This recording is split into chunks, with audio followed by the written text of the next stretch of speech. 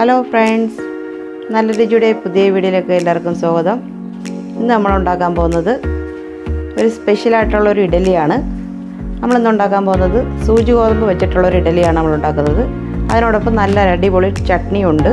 Video എല്ലാവരും ഫുള്ളായിട്ട് കാണാനും ശ്രമിക്കുക.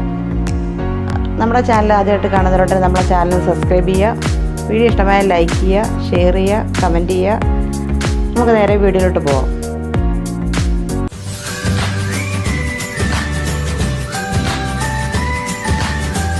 അപ്പോൾ നമ്മൾ ഇഡലി ഉണ്ടാക്കാനായിട്ട് 3/4 ഗ്ലാസ് ഉഴുന്നാണ് നമ്മളിവിടെ എടുത്തേക്കുന്നത്.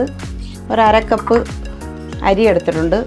അപ്പോൾ നമ്മൾ ഇതിനകത്ത് 1 ഗ്ലാസ് സൂചി ഗോതമ്പാണ് എടുത്തേക്കുന്നത്. അത് കുതിർത്തെടുത്ത് വെച്ചേക്കുന്നതാണ്. നന്നായിട്ട് കുതിർന്നിട്ടുണ്ട്. നമുക്കിനി ഇതൊന്ന് അരച്ചെടുക്കാം. ഞാൻ എല്ലാം ഈ ഗ്ലാസ്സിനകത്താണ് എടുത്ത അളവ്. അപ്പോൾ നമ്മൾ ഈ പച്ചരി എല്ലാം നന്നായിട്ട് കുതിർന്നതാണ്. നമുക്കൊന്ന് ഇതൊന്ന് അരച്ചെടുക്കാം മിക്സിയിലിട്ട്.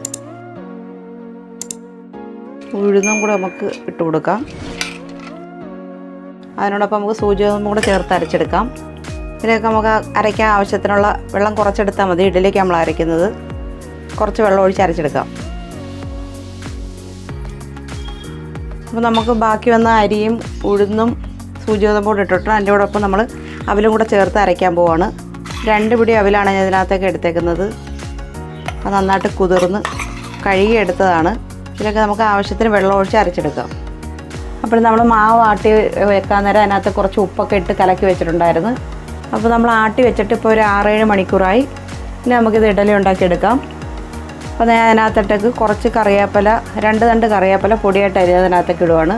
ഒരു ചെറിയ കഷ്ണം ഇഞ്ചി പൊടിയായിട്ട് അരിഞ്ഞത്, ഒരു പച്ചമുളക് പൊടിയായിട്ട് അരിഞ്ഞത്, ഉപ്പിട്ടാണ് നമ്മളിത് ആട്ടിയപ്പം വെച്ചിരുന്നത്. ഇനി നമുക്ക് നന്നായിട്ടൊന്ന് മിക്സ് ചെയ്യാം.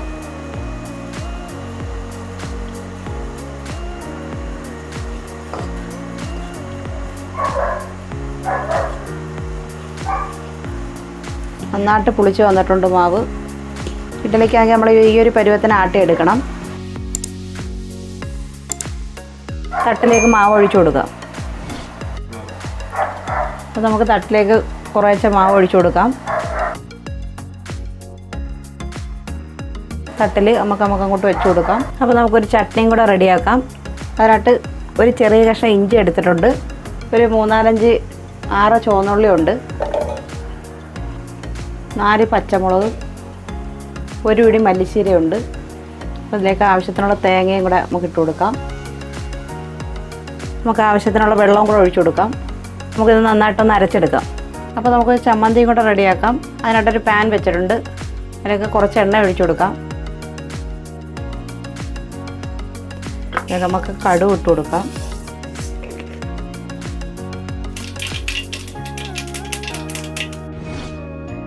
ഒരു 3-4 ചുവന്നുള്ളിയും കൂടെ നമുക്ക് അതിനകത്ത് ഇട്ട് കൊടുക്കാം.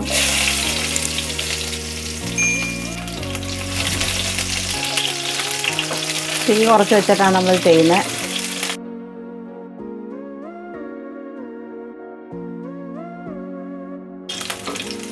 ഇതിലേക്ക് ഒരു തണ്ട് കറിവേപ്പില കൂടെ നമുക്ക് ഇട്ട് കൊടുക്കാം.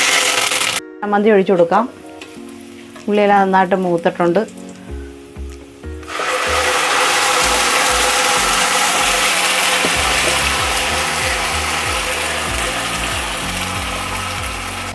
നമുക്ക് കുറച്ച് വെള്ളം കൂടെ അതിനകത്ത് ഒഴിച്ചു കൊടുക്കാം.